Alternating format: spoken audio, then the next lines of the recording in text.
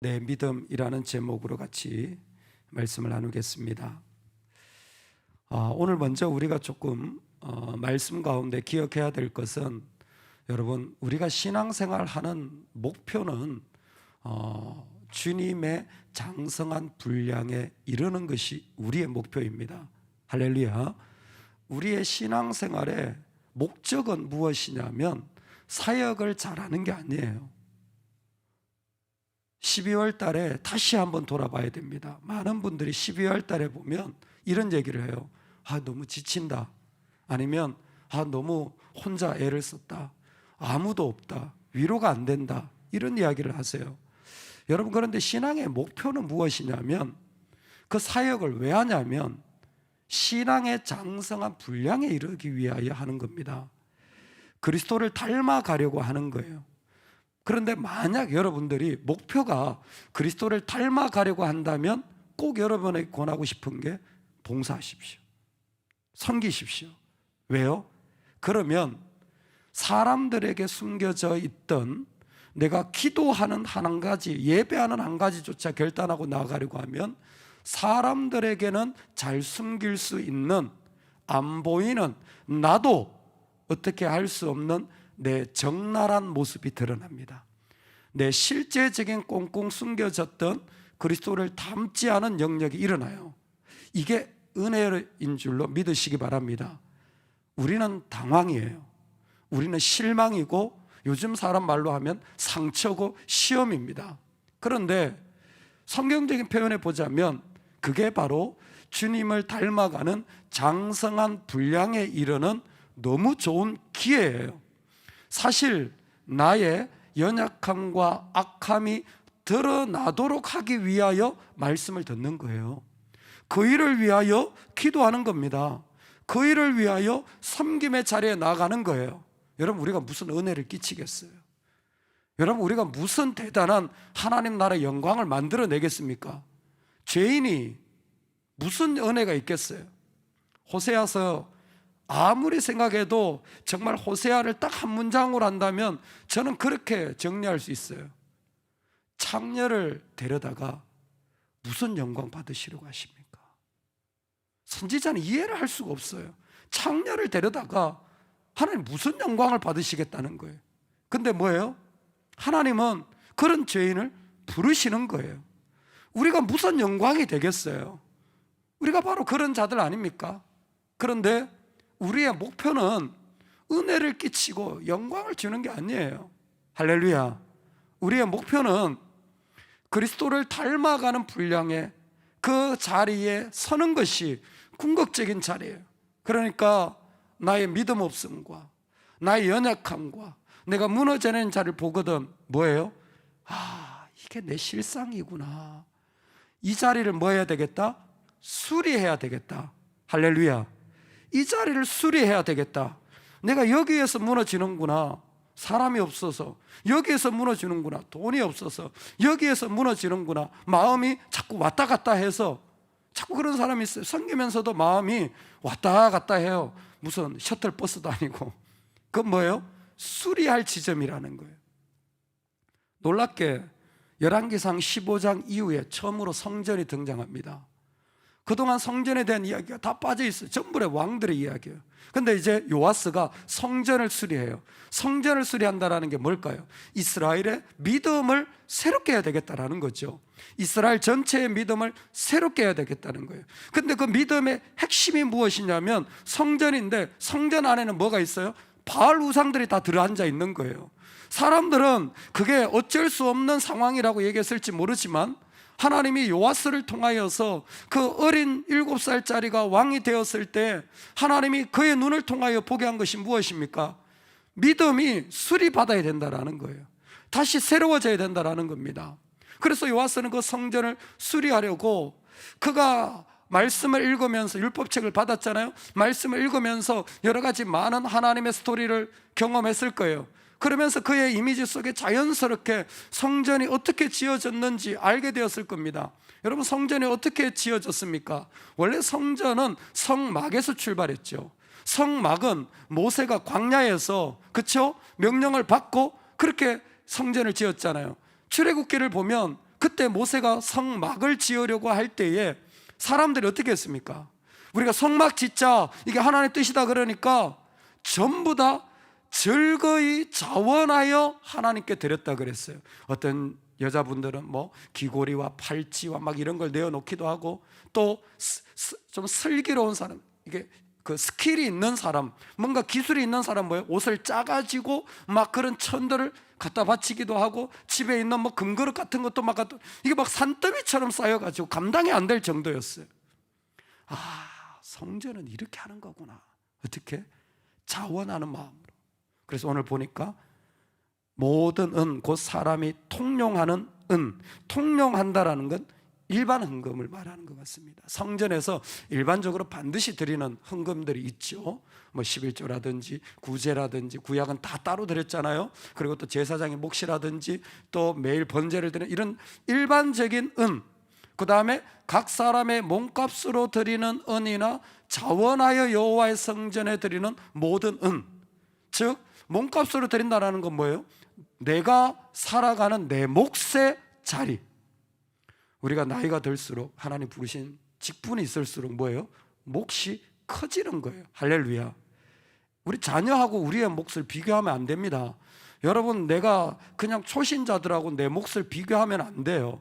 여러분, 그냥 성도들하고 부름받았을 때 내 몫을 비교하면 안 돼요. 우리 믿음의 그릇은 더 커야 됩니다. 그거 똑같으면 문제 생겨요. 담을 수가 없어요. 그래서 뭐예요?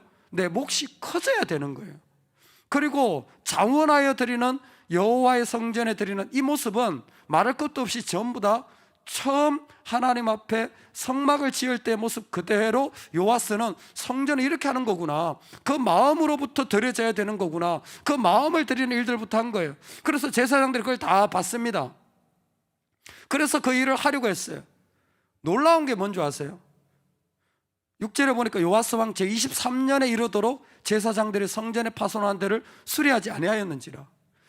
언제부터 시작했는지 몰라요. 분명한 것은 요아스가 23년이 되도록, 그러니까 나이로 계산하면 7살에 왕이 됐으니까 몇 살이 됐죠? 30살이 된 거예요. 요즘 나이로 치면 좀 그냥 개인적인 제가 사족을 좀 덧붙이자면 한 50대 중반 이 정도 됐을 겁니다. 그렇죠? 제가 왜 사족을 붙이냐면 요아스가 성전 수리를 했는데 왜 안 됐을까? 23년까지 왜 안 됐을까? 그중 이유 중에 하나가 뭐냐면 왕이 너무 어려, 실권이 없어. 그래서 사람들이 말을 안 들어.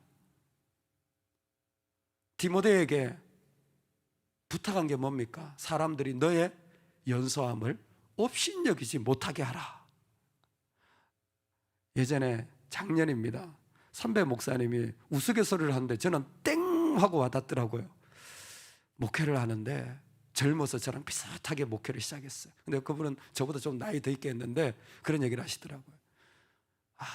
나이가 한 55세가 넘어가니까 이제 성도님들이 막말 안 하더라. 그리고 부교역자들이 이제 좀 말 좀 듣더라. 그전까지는 그냥 뭔 말을 해도 말을 안 듣더라는 건데 55세가 넘어가니까 이제 좀 사람들이 마음을 같이 뭐 얘기하면 그러시군요 이렇게 듣더라고요. 부교역자들조차도 그전에는 말을 안 듣더라는 거예요. 주님, 저는 큰일 났습니다. 그래서 지금까지 이랬나요? 나이의 문제일까요? 성경은 말하고 있지 않습니다.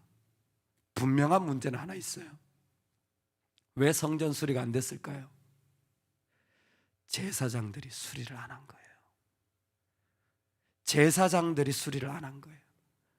이 제사장들이 누굽니까? 자기를 숨겨준 여호야다 아닙니까? 대제사장. 그 여호야다가 어떤 사람입니까? 사람들은 보지 못해도요, 다윗 언약이 무너지는 것, 그건 안 된다라는 것 때문에 목숨 걸고 요아스를 건져낸 사람이에요. 그런데 그 제사장에게 성전 수리를 맡겼어요. 분명한 것은 제사장들이 수리를 안 한 겁니다.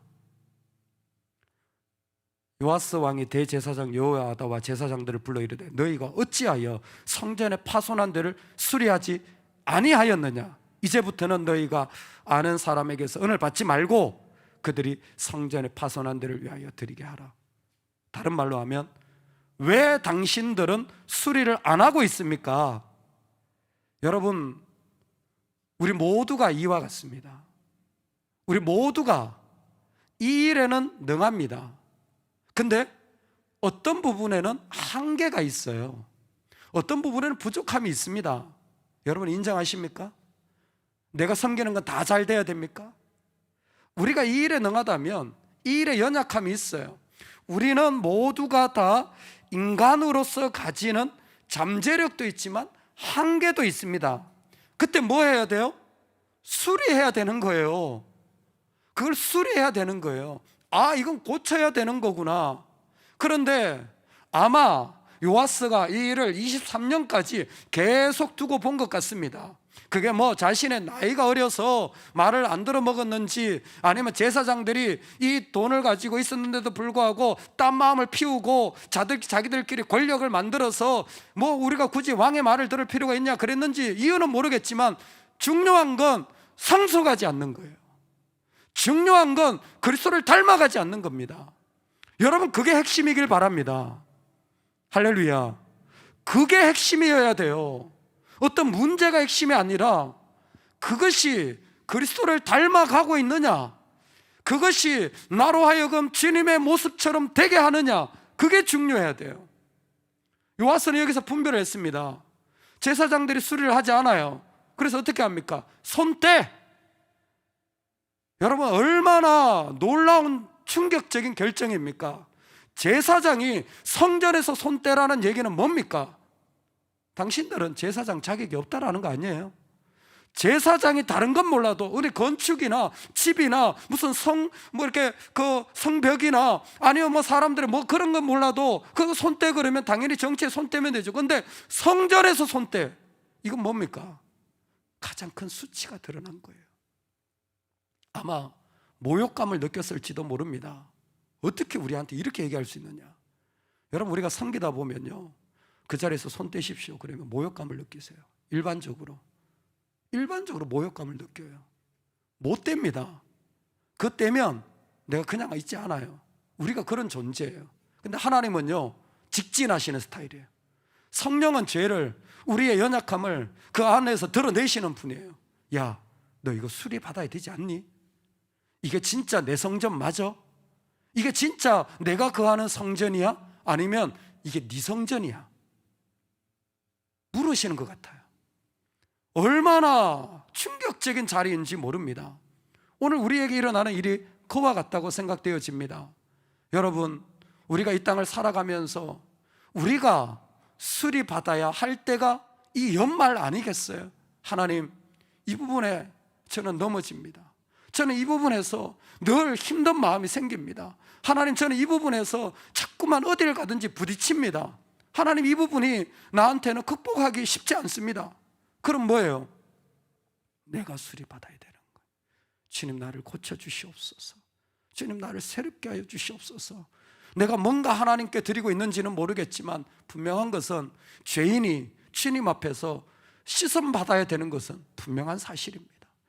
내가 뭔가 해서 하나님께 영광이 될지 안 될지, 그 무슨 뭐 창녀를 불러다가 영광이 될지는 모르겠지만 그건 하나님께 있겠지만, 우리에게 적어도 주님이 도전하시는 것은 하나님 앞에 내가 수리받아야 할 영역이 있다라는 것입니다.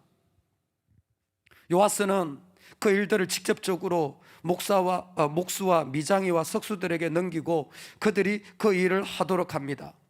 이 일을 통하여서 요아스가 가지는 것은 성전의 수리를 통하여 이스라엘 전체가 회복되어지는 것입니다. 놀랍게도 요아스는 율법책을 가지고 성전을 수리하는 너무나 아름다운 계획과 도전을 했지만 이 좋은 계획가 이스라엘 가운데는 제대로 불타지 못하고 사실 마지막에 가보면 용두사미처럼 미지근하게 끝나는 것을 보게 되어집니다. 하나님이 주신 이 악한 시대의 절호의 기회인데 이 기회가 날아가 버리는, 정말 눈만 뜨고 봐도 너무 안타까운 일들이 일어나고 있는 겁니다. 여러분, 우리 영적 거품을 좀 걷어냅시다. 세상에 있는 이야기들 좀 걷어냅시다. 내 마음 이야기를 좀 걷어냅시다. 그리고 오늘 하나님이 우리에게 주시는 그 자리를 통하여 내가 하나님 앞에 닮아가는 그 축복된 은혜만 붙잡기를 소망합니다. 다른 거 다 빼놓고 우리가 정말 꼭 서요. 꼭 서서 내가 하나님 앞에 고백드려야 할 그것만 붙잡읍시다. 그런다면 그 자리는 내 하나님 앞에 진짜 감사하고 은혜가 되는 자리인 줄로 믿습니다. 저는 이 마음을 위하여 늘 선교적 영성이 필요하다고 생각되어집니다. 여러분 꼭 선교지를 가십시오. 선교지를 가보면 한 가지예요. 아무도 없습니다. 아무도 없어요. 한 사람뿐입니다. 믿는 나. 그래서 선교사가 가는 거잖아요. 우리에게 그 영성이 필요한 겁니다. 죄인들 가운데 아무도 없는 그 가운데 그리스도가 오신 것이 선교 아닙니까? 오늘 우리가 선교지 가보면 누구도 없어요. 그런데 내 한 사람이 전기도 하고 건축도 하고 성경 공부도 하고 사람들하고 기술도 배우고 아무도 없어요. 그럼 그 사람들이 내 동력자 되느냐? 안 됩니다. 살아생전에 안 돼요. 선교사들 대부분이 한참 뒤에나 일어나요. 그렇게 인생이 마감되는 거예요. 여러분 우리 가정에 선교사 되면 좋겠어요. 우리 가정에 선교지 같잖아요. 선교사 되면 좋겠어요. 여러분 이 시대의 교회가 선교적인 자리입니다. 다 마음이 부서져 있어요. 여러분 이 나라가 선교지 아닙니까? 우리가 살아가려고 하는 일터가 선교지 아니에요? 여러분 그게 믿음으로 누가 호응하는 사람이 있던가요? 그렇다면 더더욱 그리스도의 마음을 품고 나아간다면, 우리가 수리받아서 나아간다면 정말 하나님이 아무도 예배하지 않는 그 자리를 통해 영광 받으실 줄로 믿습니다. 오늘 이 은혜가 우리에게 있기를 소망합니다. 아멘.